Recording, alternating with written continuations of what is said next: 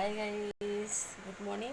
তো এখন বেলা বাজে 9:30। দেখতে পাচ্ছ আমার 8টার দিকে রান্না কমপ্লিট হয়ে গেছে। তো আজকে দেখতে পাচ্ছ একটা নতুন রান্না তোমাদের কাছে শেয়ার করছি। এটা হচ্ছে লাউ দিয়ে করেছি, একদম মানে স্যুপের মতো দেখতে খেতে। তার সঙ্গে মাছ দিয়েছি, দেখতে পাচ্ছ একটা মাছ, দেখতে পাচ্ছ মাছ। তো এটাকে বলে লাউয়ের স্যুপ বলা হয়, আর অনেকে গ্রাম্য ভাষায় বলে থাকে হচ্ছে লাউয়ের আতরানি। তো খেতে খুব সুস্বাদু, তেল ছাড়া তরকারি একদম। দেখতে পাচ্ছ গরম গরম ভাপ উঠেছে, মানে স্যুপের মতো হয়েছে। এটা এমনি খেতে ভালো লাগে সব থেকে। আর ওখানে দেখতে পাচ্ছ মাছের হচ্ছে ছোটো মাছ দিয়ে করেছি চচ্চড়ি, মাখা মাখা ছোটো মাছের চচ্চড়ি। আর এইখানে দেখতে পাচ্ছ এটাকে বলা হচ্ছে ভর্তা।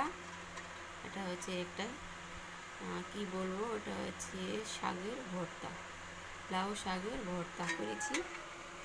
খেতে খুব সুস্বাদু হয়েছে, এটা দিয়েও এক থালা ভাত নিমিশেই খাওয়া যাবে, খুব সুন্দর লাগে খেতে। আর এখানে দেখতে পাচ্ছ মাছের হচ্ছে মাখা চুকা চচ্চড়ি।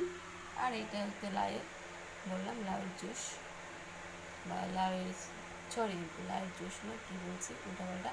এটা হচ্ছে লাউয়ের স্যুপ, মাছ দিয়ে করেছি। তো হাঁড়িতে করতে হয়, হাঁড়িতে করলে ভালো সিদ্ধ হয়, খেতে দারুণ লাগে গাইস।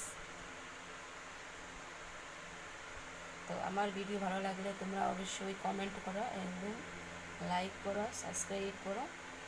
যারা সাবস্ক্রাইব করোনি এখনও ভাবছি করবো কি করবো না, চটপট না ভেবে সাবস্ক্রাইবটা করে দাও। তো তোমরা কিন্তু সাবস্ক্রাইব করছো না, আমার ভিডিও দেখে নিচ্ছ কিন্তু সাবস্ক্রাইব কেউ করছো না।